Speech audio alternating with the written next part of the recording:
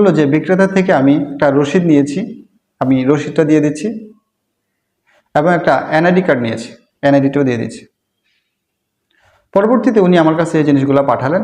আমি যখন যাচাই বাছাই করলাম তখন দেখলাম এই এনআইডিটা এবং রসিদটা দুইটাই ভুয়া। আসসালামু আলাইকুম, কেমন আছেন সবাই? আমি আমার প্রতিটা ভিডিওতে একটা সচেতন বার্তা দেওয়ার চেষ্টা করি, যাতে এই ভিডিও দেখে আপনি সচেতন হতে পারেন, পাশাপাশি অন্যকেও সচেতন করতে পারেন। আজকে ঠিক তেমনই এরকম একটা ভিডিও নিয়ে এসেছি। সেটা হচ্ছে কিছুক্ষণ আগে আমি একটা ফোন উদ্ধার করেছি। আপনার ফোনটা দেখতে পাচ্ছেন, এই কিছুক্ষণ আগে কুরিয়ার সার্ভিসের মাধ্যমে আমার কাছে এসেছে। তো ফোনটা যিনি কিনেছেন ওনাকে যখন আমি ফোন দিয়েছি যে এই ফোনটা আপনি কোথায় পেয়েছেন, উনি বলল যে আমি এটা বিক্রয়.com থেকে কিনেছি। তো আমি বললাম যে এই ফোনের এগেনস্টে আপনি কী কী জিনিস নিয়েছেন? উনি বলল যে বিক্রেতা থেকে আমি একটা রসিদ নিয়েছি, আমি রসিদটা দিয়ে দিচ্ছি, এবং একটা এনআইডি কার্ড নিয়েছি, এনআইডিটাও দিয়ে দিচ্ছি। পরবর্তীতে উনি